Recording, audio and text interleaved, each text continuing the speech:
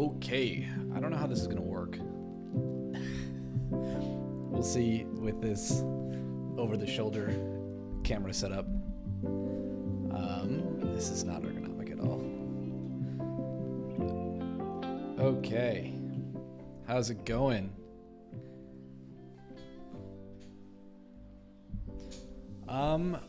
Where do I want to start first? I think let's put the moonlander keyboard aside for a minute. I need to fix this. This needs to be not a tilde, it needs to be a grave. I have like 3 of these though. The problem I have is I keep reaching up for this expecting it to be tilde, which is what I have it set up for the moonlander. And on the kinesis, it's the plus equals, and I've remapped that to be over here.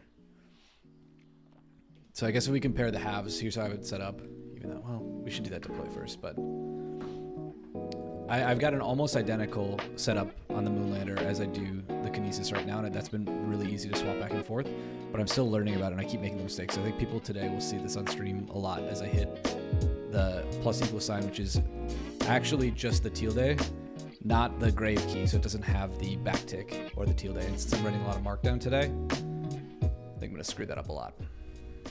Okay, all right. So the first thing I want to do is redeploy the website analytics project. 1 second, let me make sure. I need a secret for this, so I just want to make sure I got this right. Analytics password.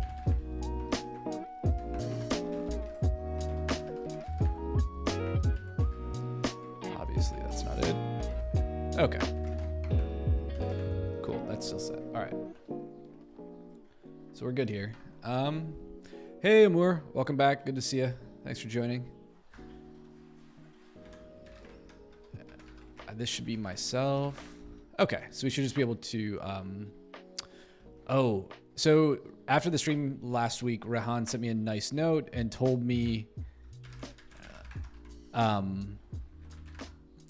Told me that he had updated the client-side JavaScript to not use the send event that's blocked by most ad block systems. So I wanted to see if that is better. Hey, Kochi, good to see you guys again. Welcome back.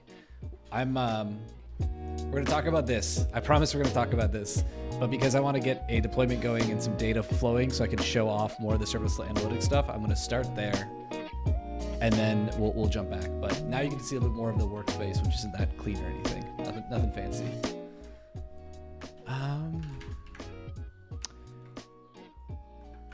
What was it? Rehan serverless analytics. No. Did I not bookmark this? Is it starred? Yeah. Oh, these are just my gists that are starred. Dang it.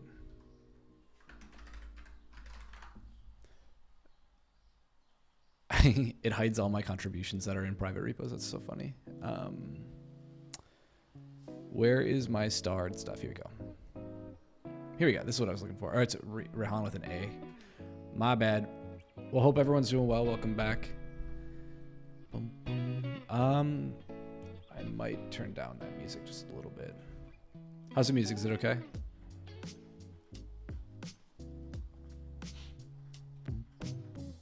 Okay.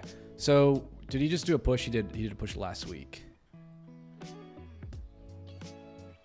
Oh, this is. What was he telling me? He made some changes, but this is in the application side. So what I was expecting was a client side change that doesn't send the browser telemetry event. But that's fine. Let's just let's get this back out. My CDK setup script should be all set up. I don't understand why my bitrate is fighting me. It's 6,000. Amur says, what high-level info do you recommend to set up an AI chat app that streams responses? Consider currently we have the REST API Cognito authorizer. It really depends what you're doing. If you're doing a full-on reg stack, you've got like you're likely going to want a cache. Memento could be a good option there for sure.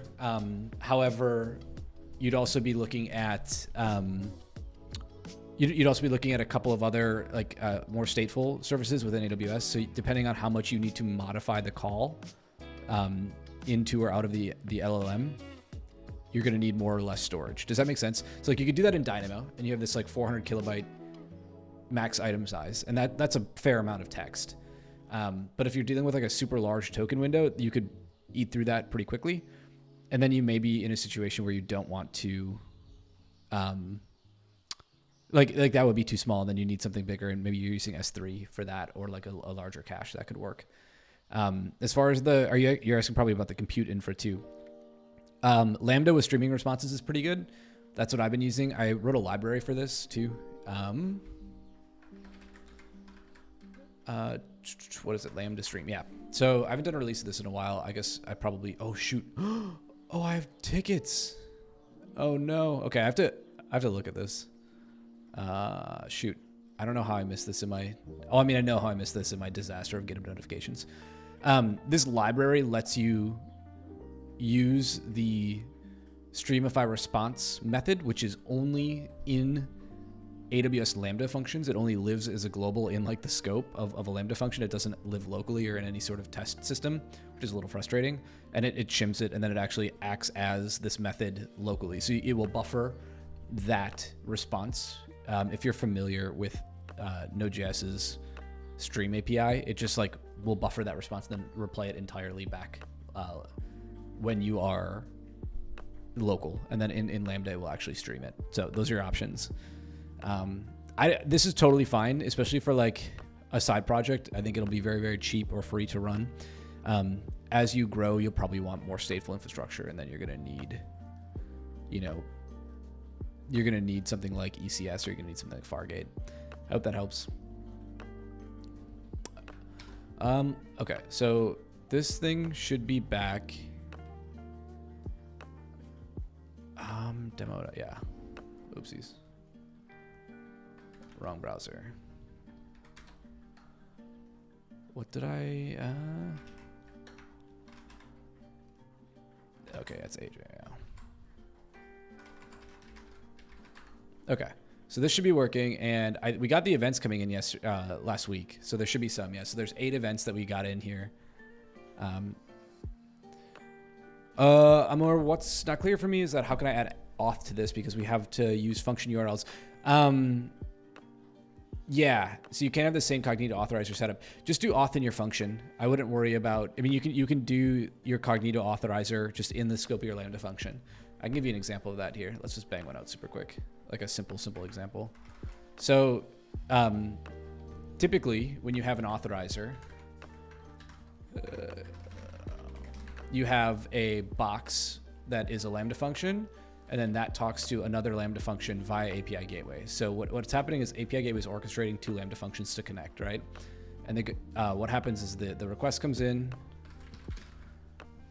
to API gateway, and let's just say this is API gateway. We'll give it a different color. Okay, so you have an authorizer function, then you have like your main, main handler function, right? And what API gateway will do is say, okay, request landed. I'm going to go talk to the authorizer function. Oopsies. Getting used to this damn keyboard. If that authorizer returns approved, bam, it's just going to say, okay, this is totally fine. And then you can move on to the main handler. You can just take this code and you can drop it straight into this main handler. It doesn't have to be in an authorizer function. So you can still have auth. You just got to copy and paste that code into your handler. Not a big deal, really not a big deal. You're going to lose some caching that API gateway and the authorizer kind of do for you, but you can just cache that in a global scope. And what do I mean by that? Like, let's take a look at the actual code. I won't do a full deployment example, but let's just, what do we got? Oh, we have a handler right here. Okay, perfect. Oh, this is a ChatGPT handler, actually. Okay, so this is an Alexa skill for ChatGPT that I wrote. I didn't even realize it's still here. So let's say you have some authorizer function, right? And it takes, what does it take? It needs like a header. So maybe it needs like a auth header. You can just take this out of your Lambda function that you're running today in an authorizer and drop it into the handler code like right here for your main ChatGPT handler. Does that make sense? Maybe I'm over explaining something you probably got right away. So you can still like, you know, do auth here. And then if you want, you can do something like, oh man, I'm still getting used to this keyboard. You can do something like my cached users equal, and then you can actually just like look up their JWAT. They're like, you know, you can like cache it here and say, okay, I've already unrolled this, or I've already unpacked this. I've already checked my, you know, auth0 or cognito, whatever you're using. You know, you can fill it up basically as you go. And then for the life of this Lambda function, you're going to have like some cache credentials. And that's more or less, you've solved what 90% of an authorizer does. Like I really don't have a ton of, I don't see a ton of value for Lambda based custom authorizers, because the biggest one is just that it keeps your code in sync. If you have thousands of these all over the place, it keeps your code in sync. So you can kind of do auth in one place. But if you're just going to put up, you know, one chat app that can talk to the LLM, that's totally fine. Just do it inside the Lambda function.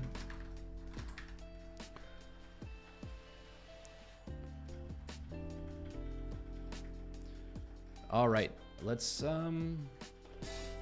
give you another taste of this quick. So I'm working on another blog post right now. I'm working on the ultimate guide to secrets in Lambda functions, and I've been trying to build the entire guide using this keyboard, the Kinesis Advantage 360. Still learning how this all works. I would say it's going well. It's so close in layout to the moonlander that I've been using for 2 years, so it's pretty easy to switch back and forth. But I have had a lot of help on this blog post, and it's been pretty cool. But it has made, like the keyboard has made this a little tricky, so keep looking for these hiccups. You'll see some legends on this document. David Beruzzi has been helping me out a lot working on this post. Alex Debris, another AWS hero, the author of the DynamoDB guide. We've collaborated for a long time. He used to be my boss years ago, but now he previews all of the blog posts that I work on. Thank you, Alex. And then Nick Frechette. So Nick's a legend in the security space. And because this post is going to touch secrets, I actually reached out to him in Slack. He works at Datadog with me. And I asked if he could review some of this post, and he's been super, super helpful. So I still have a lot to do. I think most comments I have to address, Alex left some really good content comments, and then Nick left a couple of really good security comments. Oh, Kochi, thanks. Yeah, I think most people that join me on Twitch for like the casual weekend streams read the blog first and then are just casually interested. So I thought I'd do something different today and kind of give you folks a behind the scenes view of what it looks like as I'm building one. It's just writing. I want to be very clear, like there's nothing special, but the most important thing is being right, being correct when you write. And to do that, I do a lot of different things beyond just like bang out the post. What I'm doing here is I actually had a meeting with the Lambda service team yesterday to talk through some of these concerns, some of these things I bring up, to make sure that I'm not misrepresenting their work, and I'm not necessarily undercutting what they're trying to do, because the goal of this post and every post I make, especially as it comes to Lambda and AWS stuff, is I want to make it better, right? Like I use it. I'm a user of this stuff. You see me use this stuff every day I stream. I use it every day at work. I woke up this morning and like ran a CDK deploy because Dax actually had a question about streaming responses, and he wanted to know how I can identify if a Lambda function is using a streaming response or not. When like as like a meta library, like if you're going to be a library and augment someone's work, like how would you do that? So that's the first thing I do is I go to the teams and I want to make sure like I live for this stuff. I want to make sure that I do right by them. The second thing I do is I make sure I'm right on the documentation. So I spent a lot of time poring over the docs for this one, all of the different features. I mean, it's like 10 pages of just straight Google Docs, which means on my blog, you know, this is a big one, right? Like this is a pretty beefy post. And then finally, the last thing I do is I talk to industry experts. So I have, like I said, David Beruzzi has been helping me write this. He also just wrote this great post about environment variables in Lambda and how they can impact, like how they're actually implemented. And they do have a little impact on cold start time. But I think the most interesting thing he talked about is that CloudTrail catches these cross-account assume roles and KMS decrypt calls. And so I talk about that here. And then, yeah, Nick is, if you haven't read Nick's blog or seen his challenges, he does like, where's his, shoot. So he's awesome. Security researcher, done tons and tons and tons of work in this space. Hacking the cloud is like the canonical example of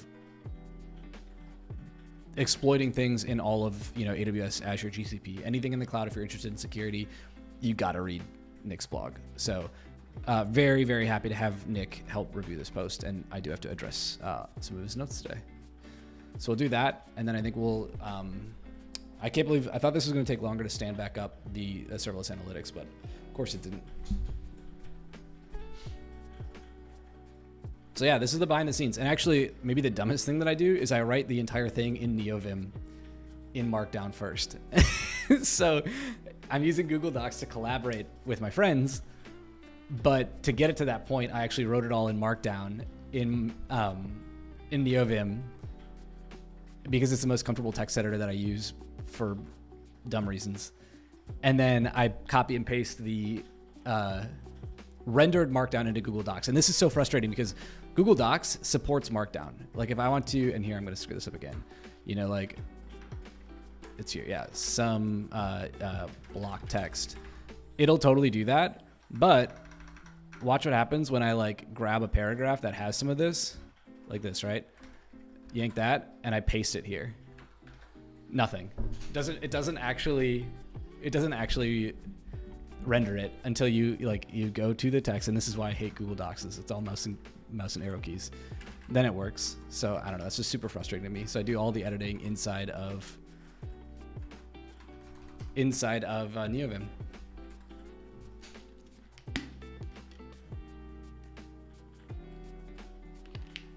But yeah, I do appreciate my blog has been a huge part of my career, and writing about the things I'm working on has been really, really fun. I think everybody should write a blog. If you are a senior engineer in a large company and you are wondering, like you feel like you're being held back from like advancement, I think the number one thing that you probably need to do more of is technical writing and communicating ideas. If you're getting like dinged on like impact, you know, or you're getting dinged on like the cross org stuff, like that's what's going on. Oh, my back hurt. All right. The intro, I think we were good. Alex said,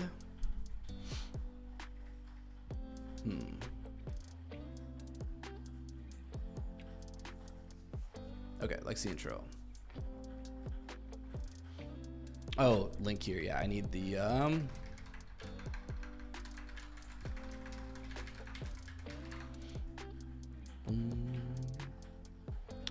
think this is the guide. Yeah. Yeah, this is what they say. Okay. Oh, maybe we should link to the blog post for this. Yeah, maybe the blog post might be best for the intro link. Okay.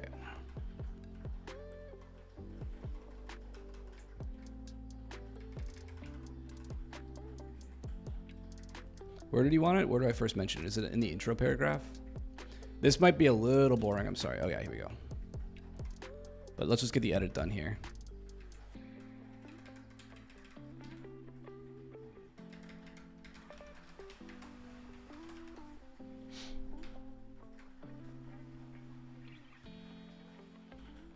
Okay, call that done. Yep, so we moved this already, and I can just should security be accessed in the chart? So I'm not sure I like that, because security is not necessarily an axis, right? Like the how you use something determines the effective level of security you get from a tool, and not necessarily the tool itself. So I do think maybe I'm not going to do that. I think this is a common misconception that environment variables are plain text. It's not plain text. I think we'll clarify that though. Let's, one common misconception is that environment variables are stored in plain text by AWS Lambda. Oh, I spelled that wrong. Okay.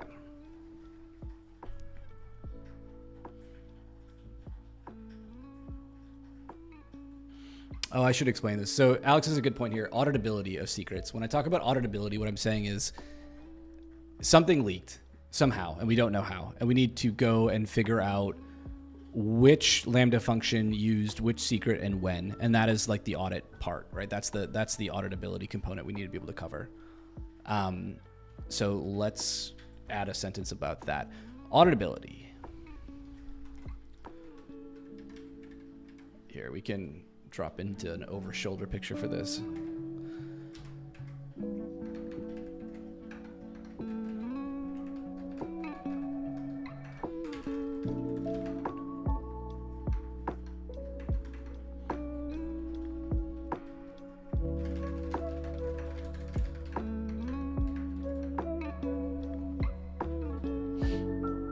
What should we say about auditability? Auditability is another challenge of Lambda environment variables. Generally speaking, it's, how would we say it? We'd probably say like it's best to pinpoint where and when each secret is used, and being able to audit that is an important component. Maybe not generally speaking, that's kind of a weasel word.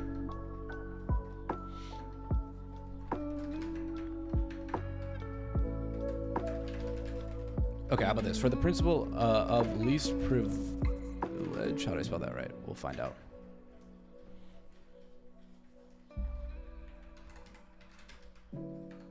Okay. To be effective.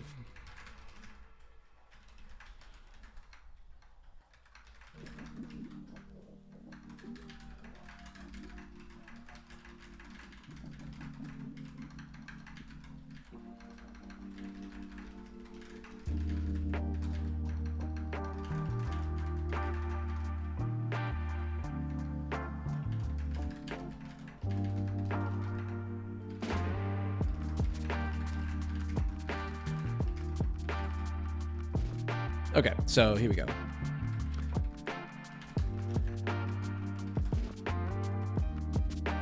Let's go back to, okay, so here's what I'm saying about auditability. Auditability is another challenge of Lambda environment variables. For the principle of least privilege to be effective, we should limit access to secrets only to when they are needed. To ensure this is followed or investigate and remediate a leaked secret, we need to know which Lambda function used a specific secret and when. I think I would maybe say and at what time.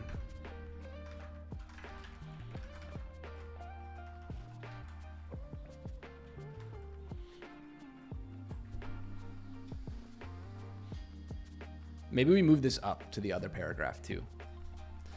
People tune in for a coding and keyboard stream and are getting a blog editing stream. I guess I don't. I do this because I'm going to be doing this work anyway, so I may as well talk about it if people are interested.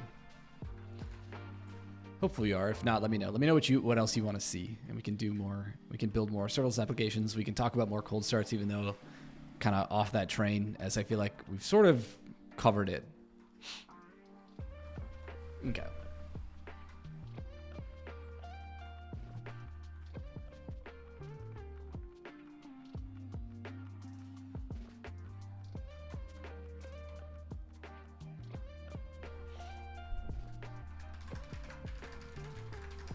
So here's what we'll say. Here's how we tie it back to environment variables.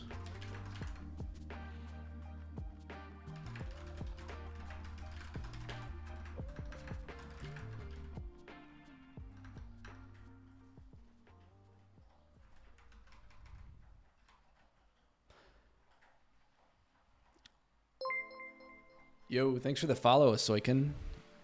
Soykan? Thanks anyway. Lambda environment variables are not individually addressable. That's not quite true. They are addressable.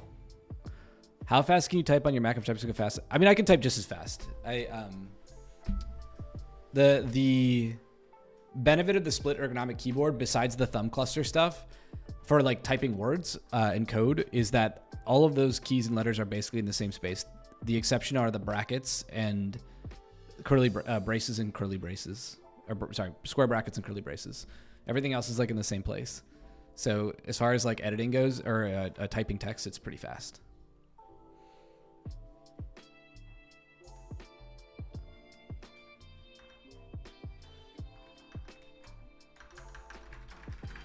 Oh, Dax is messaging me again.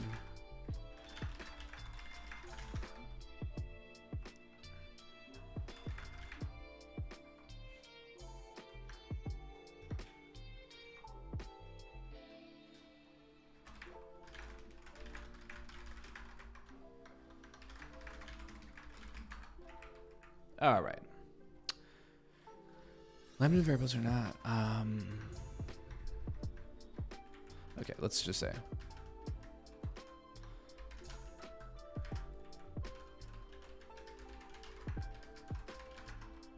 Okay, automatically decrypted and injected into every function sandbox upon initialization.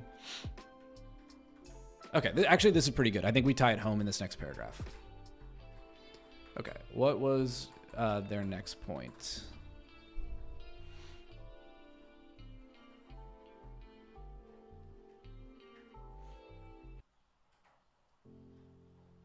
That's good. We have the link. Oh yeah, we should add environment variables here. Okay. Environment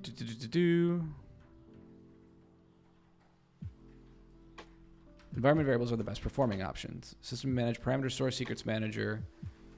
Environment. No caps. Lambda environment variables. Okay, all rely on KMS encrypt. Okay. It's true, Lambda environment variables are the fastest.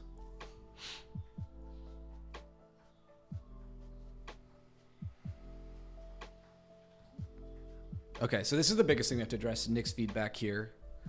And he's right.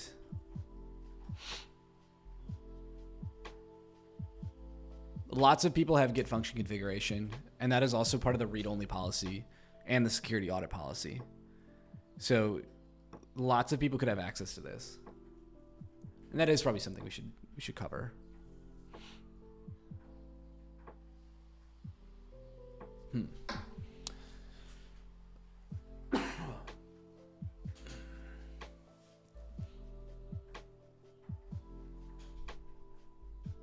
Okay.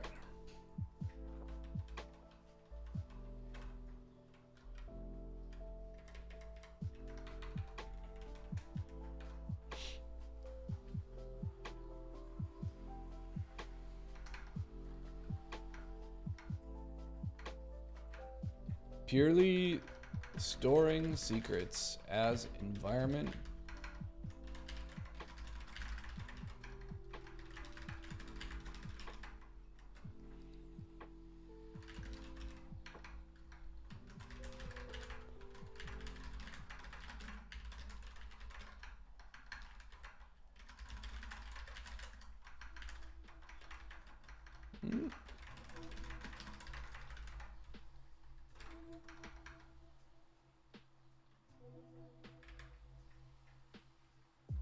Is it Lambda read? Is that it? Read only access. Part of the manage policies. Okay.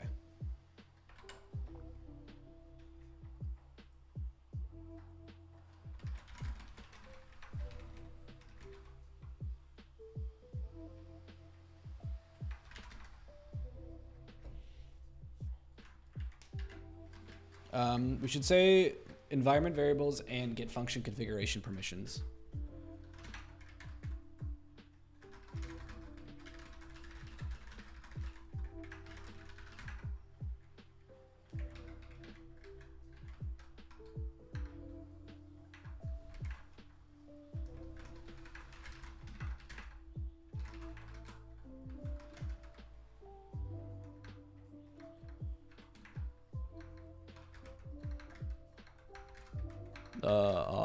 What do I spell audit?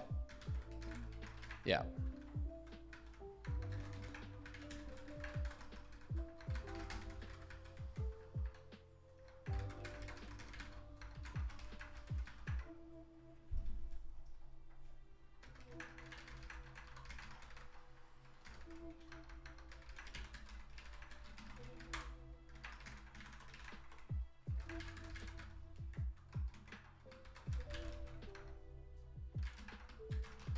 Okay, this is the biggest one that when I set out to write this post, I learned a lot about this. My hot take for the longest time was secrets and environment variables are probably fine. I still sort of stand by that take, but I've softened a lot on it. And I've softened because CloudFormation puts a wrinkle here. CloudFormation, if you hand CloudFormation a secret in a template, it doesn't mask it anywhere. And inside CloudFormation, you can like look at the state of the stack and any other like changes you've applied. So you can like, if anyone has read access to your CloudFormation permissions in the AWS console, they can read back secrets that are stored as environment variables. You can prevent this. This is totally preventable. It's free to prevent. You can use what's called a dynamic reference for CloudFormation, and we can talk about that in a bit. But that's not something that most people do by default. It also might not be entirely free. It depends how much you use parameter store parameters or secrets. So it just depends. Okay, we'll go back to... Typing on this is pretty good. I think I'm making some mistakes. So far, not so bad. Okay, let's create a new.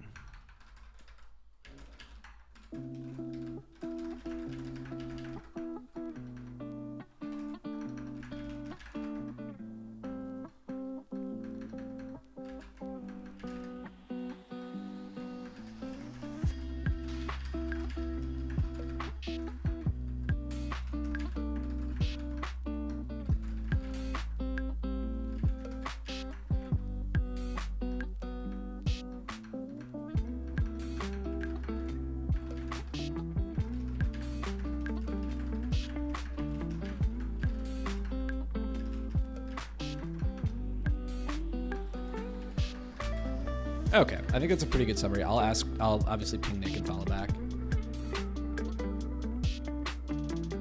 We should also note AWS does not, yeah, we should add this. AWS does not recommend. Okay.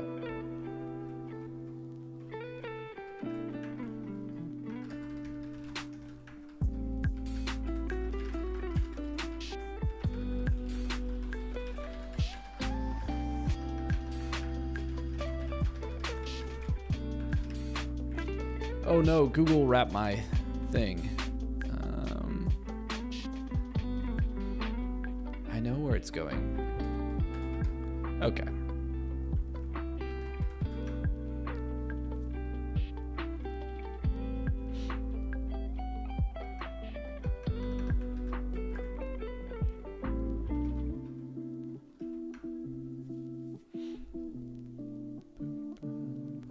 Cool. Okay. Cool, we can improve on that. That's good. I feel like we addressed that comment pretty well. Oh, I need to edit this. So actually,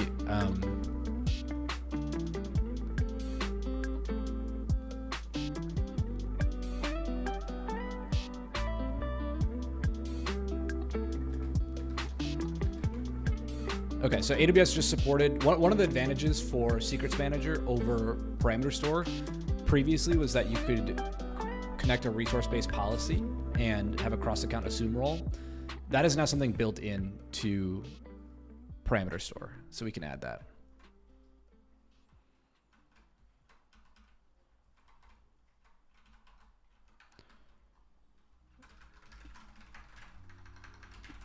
Historically, one major advantage of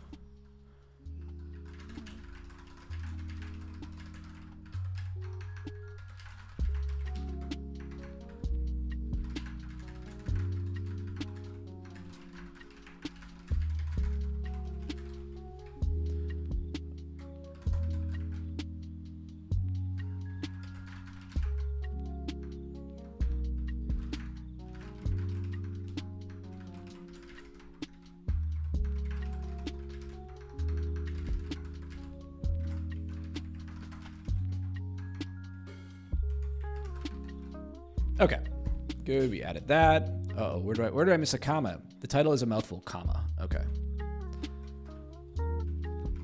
that's good. As I'm typing this, I'm forming more thoughts to give like a full. We'll do like a 10-minute talk through of both of these keyboards, and I'll share more. But Should we adjust it? Should we go down? So right now I'm at full tilt, as you can see. It's like maximally tilted. Maybe that's a better picture. But we can just do this. Womp. There you go. And now they're a little flatter. But a lot of my wrist pain comes from that, my like forearm and elbow pain comes from that twist motion. So like having my wrist flatten like this all day versus something more natural like this. So I usually do keep them up. But we'll try this for a bit. Okay. Oh, yeah. Patching systems.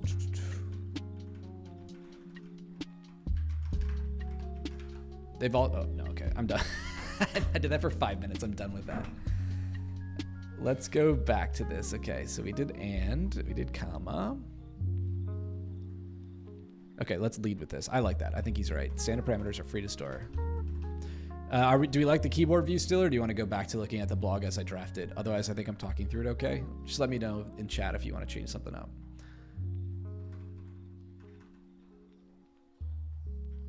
Okay, so I think what we want to do is move the enter. There we go.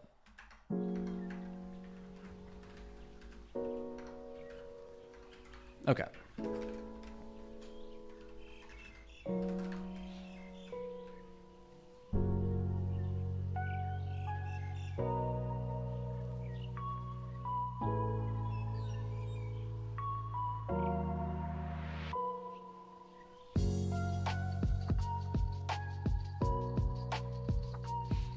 Something about this. Okay, so Alex said something about this feels rushed. Let's slow it down. Systems manager.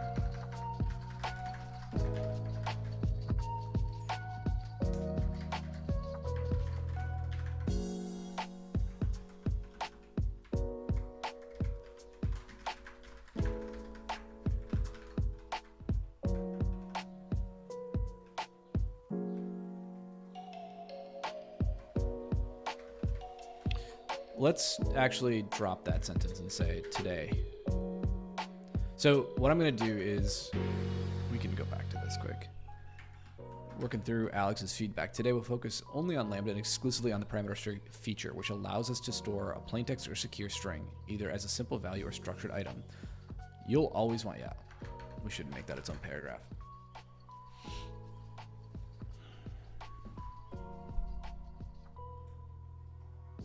Let's see this.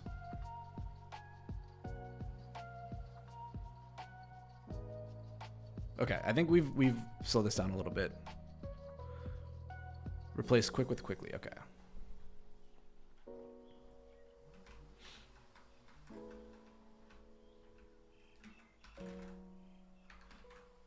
Oh yeah, this should be quickly. Okay, that's done.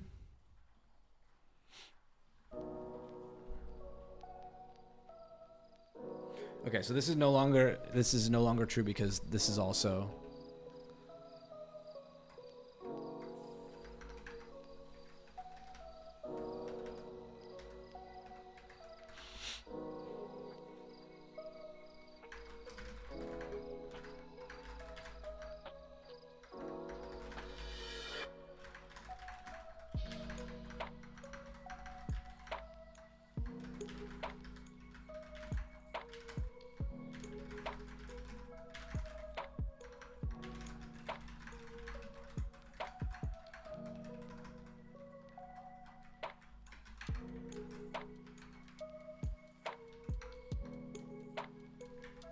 for this feature often satisfies requirements for applications subject to regulations, and then like, yeah, let's do that. Okay. Yeah, I feel like I can type pretty fast on this. Like I feel like it's solid.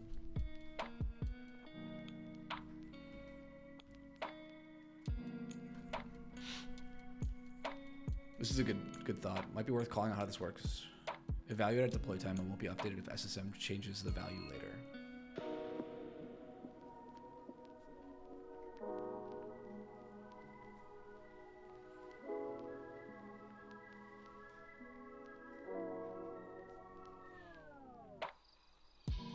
Okay, I don't know how I want to address that.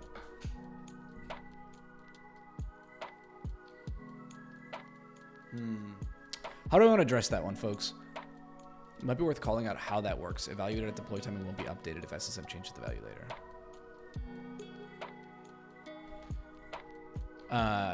I guess we're in the advanced section now. So this section is about if you want to use environment variables, but you don't want to leak secrets in your stack, in your CloudFormation stack, you can store, or like you don't want them in CI. That's like a big reason, right? Like you don't want your secret to be in CI because it's like a runtime secret. It's not a CI secret.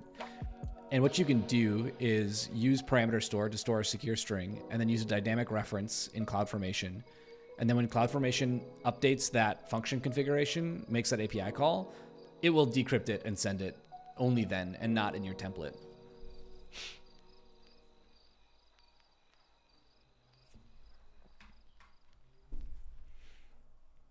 So maybe, yeah, okay. Here, let's just do that. Okay. I think this is pretty good. Okay. Save the securing environment variables.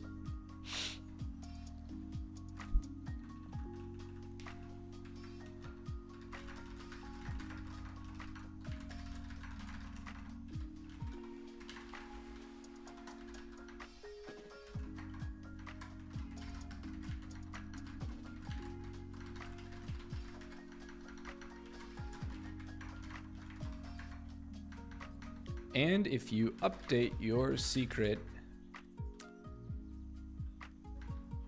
in parameter store, it won't be updated in Lambda until you redeploy your functions. Okay, that's a good, I think that covers it.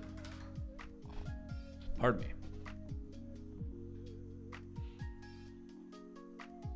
Okay, so I think that's good. Oh yeah, here we go.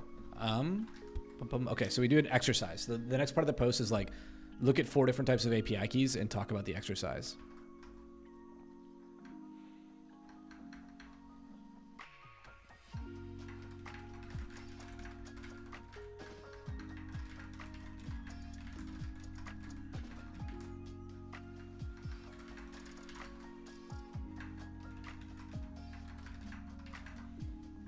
Oh no.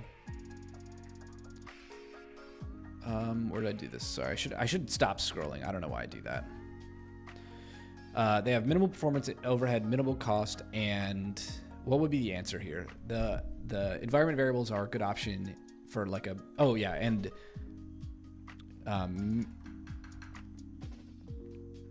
this key can tolerate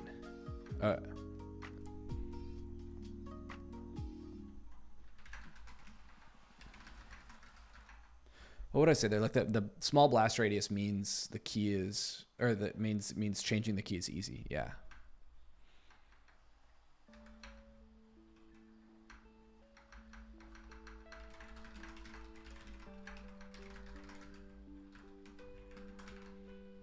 Okay, that's pretty good. I think that covers that.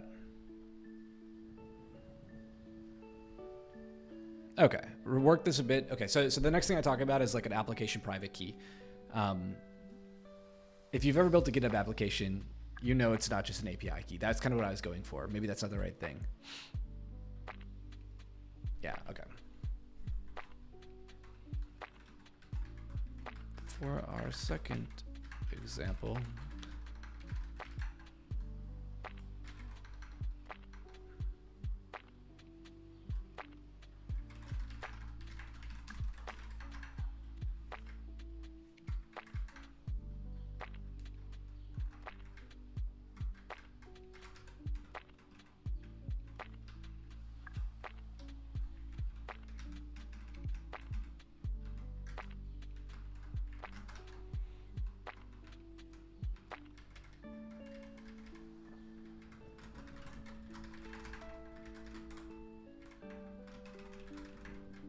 there we go.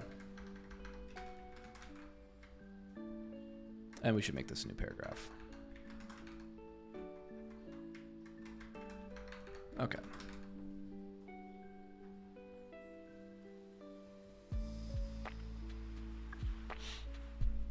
Move this up. Yeah, that's probably a good point.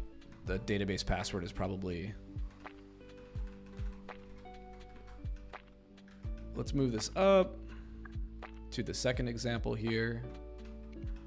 What are you folks using secrets for in Lambda? Do you have a telemetry, like, you know, a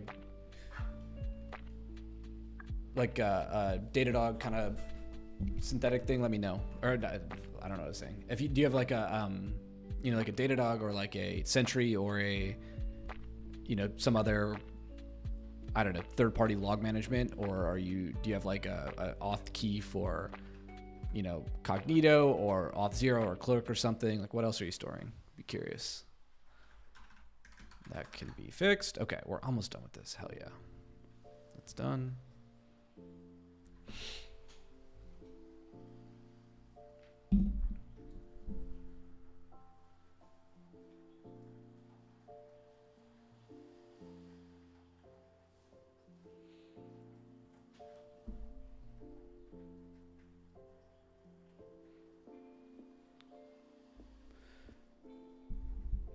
Google Docs on Twitch.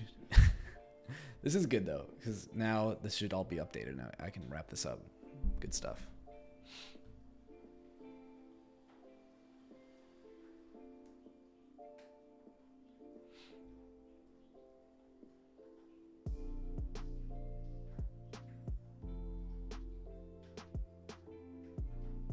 All right, I think this is pretty good. I'm gonna run this by Alex one more time because I'm not sure. But I think we went through most of this, which is excellent. Sweet. Okay. Let's talk about keyboards. 1 second. I'll be right back.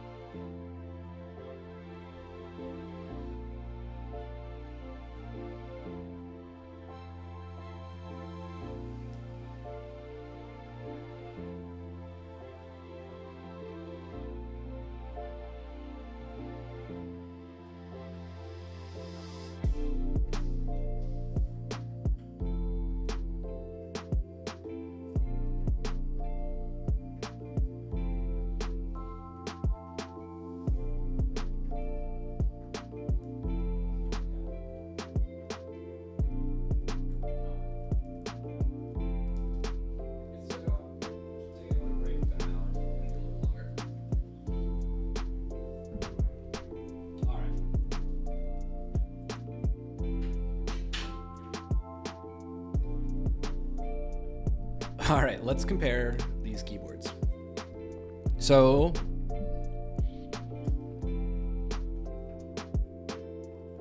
keyboard time.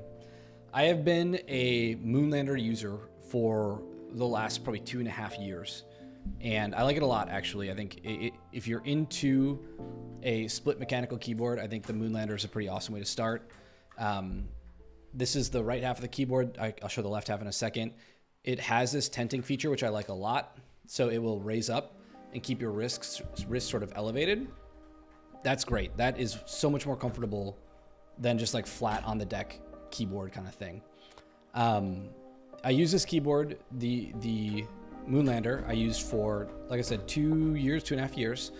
And the biggest thing that I had was that I was taking it to and from work every day. So I was constantly adjusting these screws, loosening, tightening.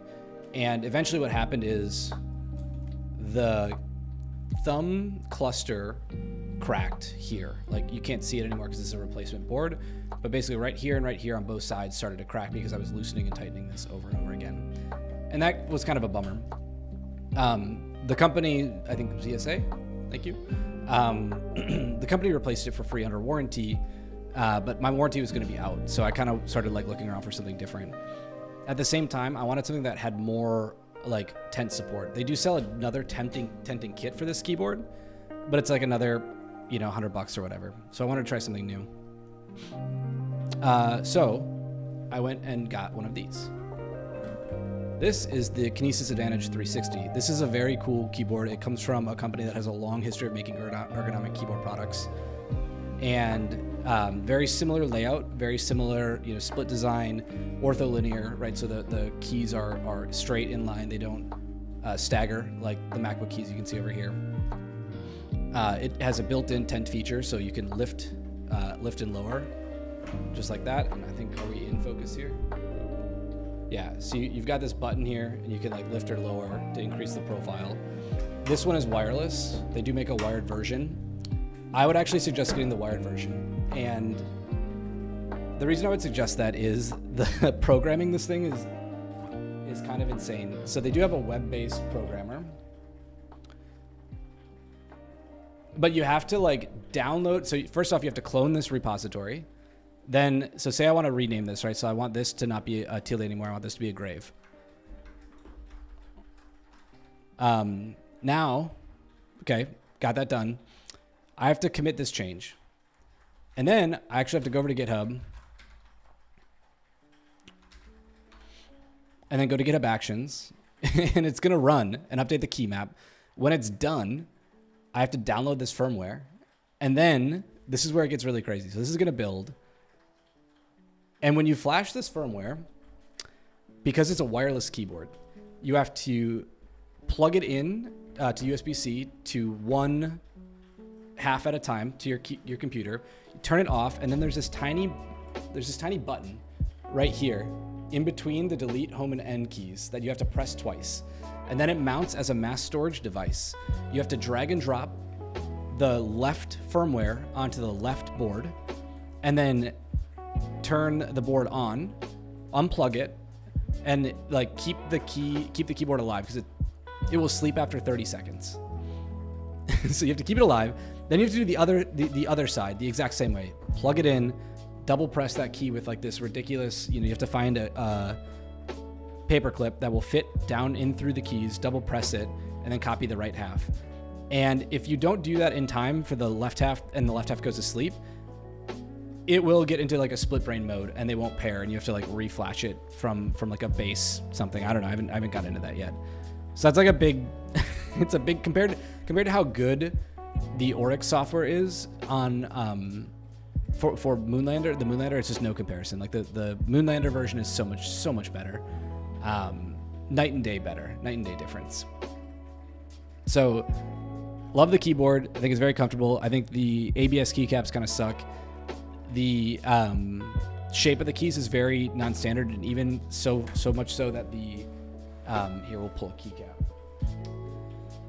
The keycaps themselves are like very specific. So if you look at the end key here, and you look at maybe an alt key, maybe you wanted to switch alt and end, right? You can't do that because these are sculpted keycaps. So you can see that this keycap has like a bit of a wedge in the front, and that's the alt, and then the end has the wedge in the back. So they have a different shape, which means that you can't swap them. You sort of just have to deal with them. You can order new ones. They sell blank ones. That's totally fine. I don't really swap switches. I don't really swap caps, so it's not really for me, but it's just something I've noticed. Otherwise, yeah, switching to it has been really easy. As somebody that's been using the Moonlander for a really long time, I've really not had an issue with it. Switching over was simple. Remapping the keys was easy because I already knew the layout I was going to use. Like I basically looked through my Moonlander setup and I said, okay, what do I like? What do I not like? I kind of have it set like this for a Mac for programming. And then I just created the exact same thing on my Advantage 360. And that works great. Like this all just kind of copied over. I think a big advantage that I do like about this is compared with the Moonlander, and now let's like look at the left half specifically. You only have 4 keys on the Moonlander thumb cluster. And on the Kinesis Advantage, you do have 6. And those extra 2 keys may not seem like much, but your thumbs are such capable digits, and only having like 4 keys there when you could have 6 or more, I think is a miss. So I do like having these extra keys. I think that is a nice pro of the Kinesis Advantage. They are all like layered programmable keyboards, so don't worry about like not having enough keys to do something. We've got like a mod layer, we've got a function layer, and they have like another layer button, so you can have like 4 or 5 keys of the KP layer. I forget how this works. But it's pretty solid. Like overall, I like it. I use my moonlander. I used to play a fair amount of video games, like Escape from Tarkov, and I would play with just one half connected, and I like that feature. I could play just with the left half, and I could have my mouse hand free, and I could, you know, do my moving and shooting and everything I needed, and have the whole desk for that. I like that a lot. I don't believe the Kinesis Advantage 360 supports that mode. It's like all or nothing. But I really don't mind the Bluetooth. I thought I wouldn't like it. I really don't mind the wired keyboard. And then having to remember to charge something is a pain. I've not had to charge this yet at all. That's been pretty cool. And I really just like the biggest thing I like is the comfort level is far superior to the Moonlander. The concave keywell is like a big selling point of Kinesis products. And you can see it's got like this arch, right? Like this curve. And that curve means that these keys are actually closer to your fingers than they are on a Moonlander. And I think, I don't know if that does that much, but for me, not having my wrists to stay, like, sorry, let me rephrase. For me, my wrists not having to stay flat has been a big improvement of my RSI symptoms in my elbow and forearm. So I do like this keyboard a lot. Getting used to it was easy. You did just watch me, you know, bang out a whole bunch of blog post edits live using it, and I've had it for under a week. It did take me like 2 or 3 weeks to get used to the Moonlander originally, and it's frustrating. It's really frustrating at first using the Moonlander when you're first starting out. But programming this thing sucks. That's the biggest disadvantage. All right, I hope I answered a lot of those questions. What do we got here? So we did this website analytics thing, and then, oh yeah, I wanted to look. So I wanted to see if I can put this into my blog before I publish this post. Client-side setup. All right.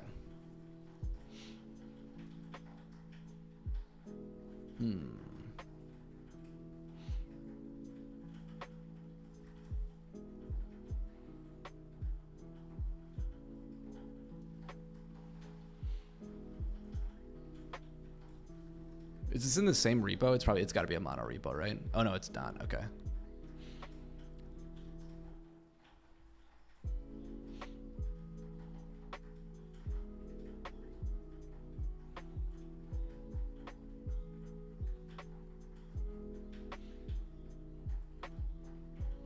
So the thing I'll have to do to get this to work is set up DNS to propagate my domain. Okay, we're switching away from keyboard content and back to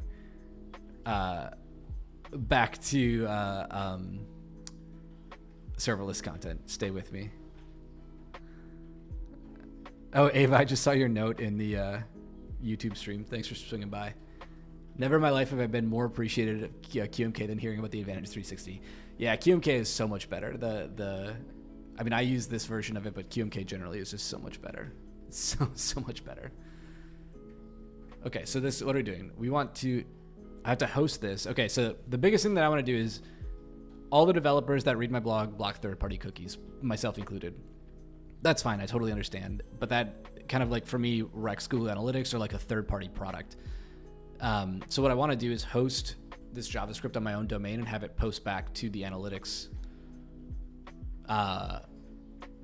engine. Maybe I just write a little snippet and copy and drop that in, because I don't know if I need all of the events or all the tracking. Like, I don't necessarily need all of this. Maybe I do. Yeah, so the beacon, maybe that's the way. Oh no, because that'll be a third-party image that's probably going to be blocked. I got to think about this, because what I think I might do is take some of this logic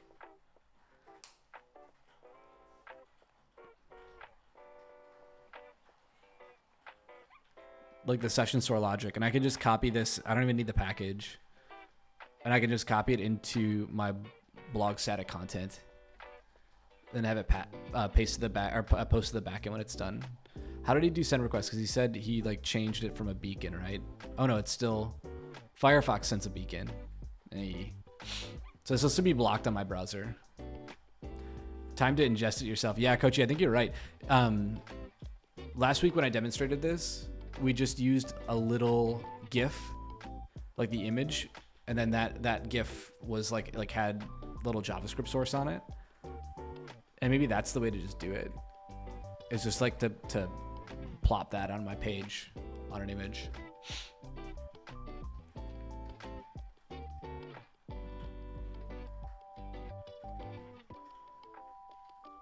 That is event only tracking though. Like I think doing that is sort of against the theme of what this would do, because like page use is where this would want to go. But I could just install, I guess like there's nothing stopping me from installing that package. I run a Jekyll blog, but I'm sure I can host it.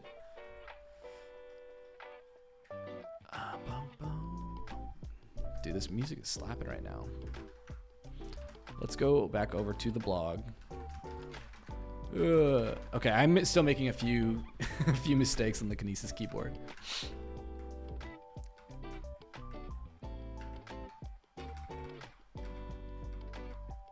Yeah, I wonder if I can just download it and host it here. That might be the fastest way. Like, not...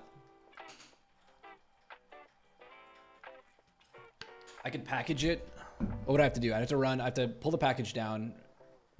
Because I don't have, like, Yarn or... I don't even have, like, NPM set up here. I could just... But I could just copy it into, like, a node modules folder and then blast it right here. That's totally fine. Let's try that. Make dir swap. Oh, actually, let's just clone it. What am I doing? Oh, we're done. We can finally update our keyboard. I can't believe that.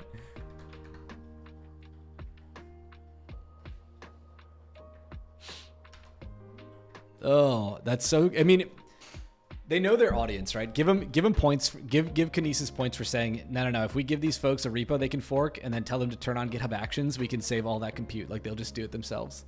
And it works. It worked. Like, the very first time I tried it, it worked. I have no complaints about that, actually. It's weird. It's goofy. I don't love it, but it works. All right, let's pull the client down. So the biggest thing is I don't know what it would take to, like, install... how would I...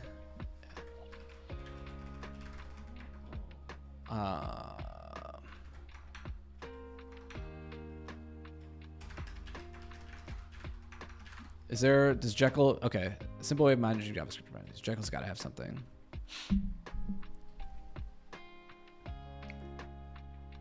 Yeah, so this is the issue. I'm using GitHub Actions or GitHub Pages to host the page, and I don't have like a build step. So I basically just need the compiled JavaScript ready to go. And that's probably fine.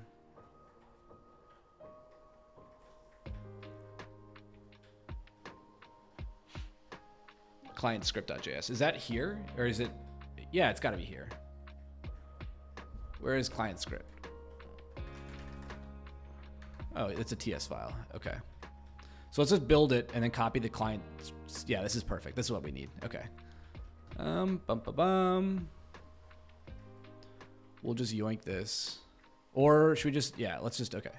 Make dir swap front end. Ooh, actually arm dir bang. Swap client.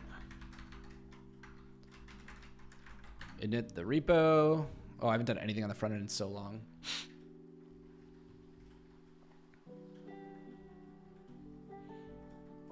Here we go. Boom, we'll get the client. Oh, is this only going to be the client though? It's not going to have... I was just going to rip it out of node modules. Yeah, it doesn't... Oh, shit. It doesn't have the... Oh, there it is. It's right here. All right. Totally readable JavaScript. That's totally fine. Okay. Thank you, Rehan. Paste ivy to github.io / what do we want? It should be in assets JS client script.js. Okay. Now that's there. So now we need to... Where am I? Okay. So it's here. Okay, so where am I using any of these? Because there's like some... Yeah, it's just like some footer. Excuse me.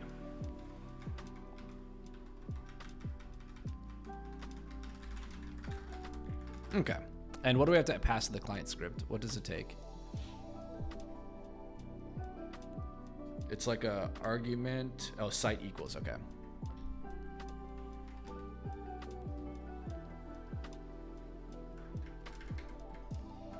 Okay.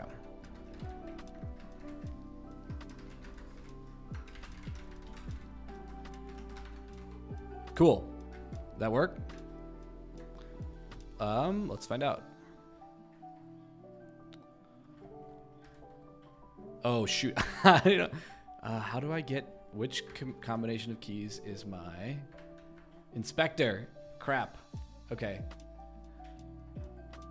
It's control option inspect? Yeah, okay, okay. So command option. Uh-oh. Cannot find attribute site on the script tag. Why couldn't I find the attribute site? I added it. Oh, no. Oh my God, this is in, I'm an idiot. This is inside of the SRC tag, so it needs to be here.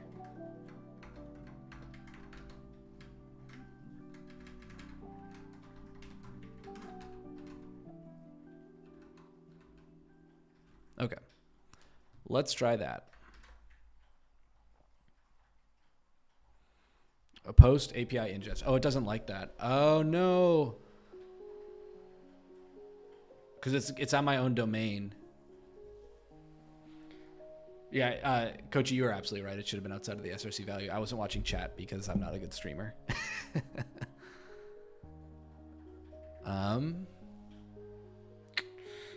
Okay, so this is going to use... Okay, so what if we just crack it open and change it?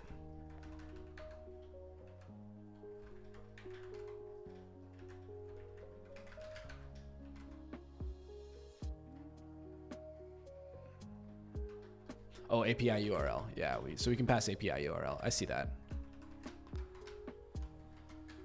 This is going to be a cross-site request.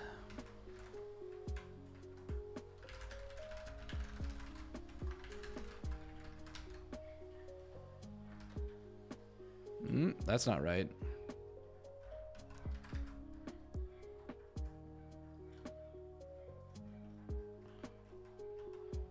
Oh, it's different. Sorry, it's camel case, obviously.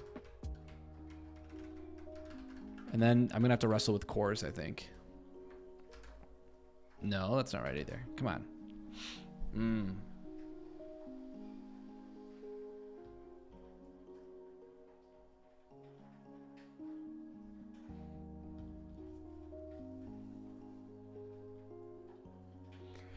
I don't know if I want to read the compiled TypeScript, so let's just read the client script in TypeScript.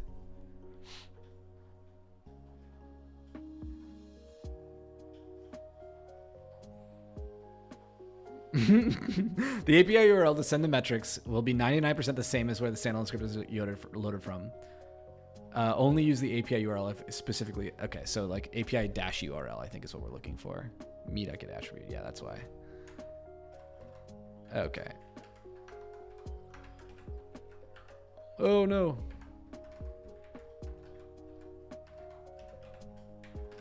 Okay. Still making a few of those keyboard mistakes.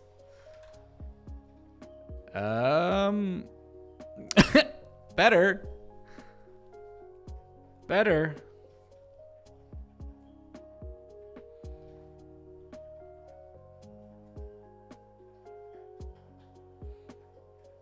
Okay, so it's appending both site plus API URL.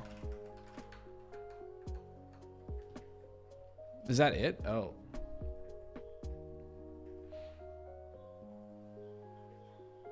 Could not auto-detect origin.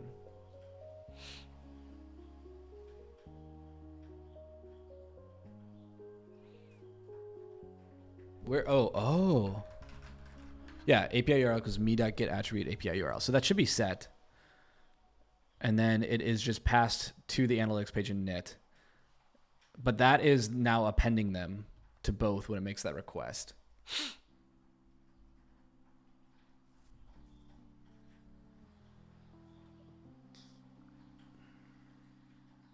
I definitely did something wrong here.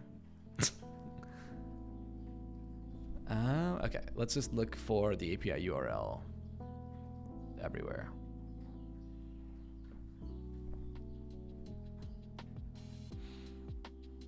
Oh. Okay, so this is what we need to do. Let's just call this blog.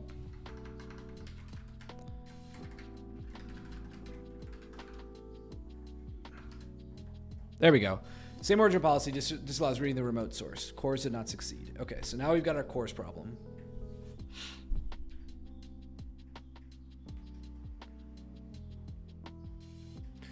And this is what will probably fail in my way. Like this will actually block me, because what I should do, even if I got this to work, I think most cross-account post requests are going to be blocked by strict ad blocks. And again, I'm not a front-end expert here. So I think what I have to do is figure out DNS. Oh, at least that loaded. Figure out DNS, create a new record that points to AWS on the same domain, on the same origin for my DNS record. And that, oh shoot, that's gonna be a blocker today, because I don't know how to get, where's my DNS? Okay, is it still in Namecheap? I forget where I hosted this name. Anyway, okay, I may have to, I kind of wanna, I'm sure there's a way I can modify cores, like I can coerce cores to work here. I'm not a cores expert, totally admittedly. I knew we'd run into this. I know a little bit about that pre-flight request, but I don't know the canonical way to fix this, but my understanding is the best way to fix it is to actually just host this on the same domain. And that is just like, that's work I have to do, which is fine. I don't think that's an issue. I think the right thing to do here is to move my blog to AWS and off of GitHub Pages, and that would allow me to build this.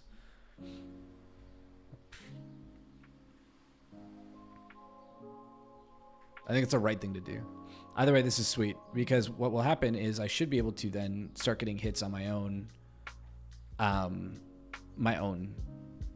analytics tracking, which is sweet, but I'll have to move it. Okay.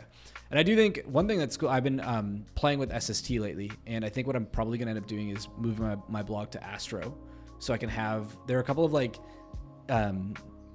ideas I have for interactive widgets and interactive stuff for my blog, like as I'm writing a post and walking people through things like this. I would love to be able to have some interactive, you know, click here to decrypt or whatever kind of a thing. And I think that would be like, Astro is probably the best option of all the front end kind of Jamstack things, because it is sort of designed for mostly content and then like a little bit of interactivity. I think Fred was saying like islands of interactivity, which I think is a good branding name for sure. This is cool though. Okay, so we can't get this to work. We have to fix the cross account, the cross domain, cross origin request. What does it core stand for? Cross origin request security? I don't know. Signing? No, it can't be that. I don't think it's security. I think it's literally just, yeah, same origin policy, just allows reading the remote resource. Is there a cores guide here? Maybe we have to change something on the function itself.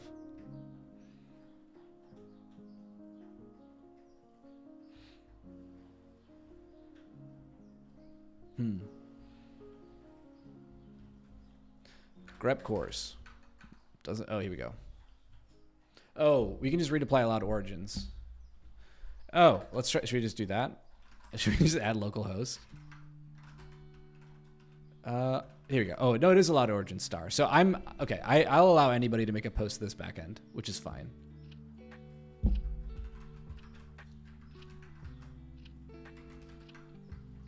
Blog. Yeah, I thought I would handle that. All right. Well, I'm going to have to play more of this off stream. I do have to run. We're going to go see Dune 2 later, and I've got to go walk the dog. But I really appreciate everyone hanging out for a bit. Hope you enjoyed it. I know it's short here, a little 1 hour, 20-minute stream. Much appreciated, though. I'm going to leave you with Melky as usual.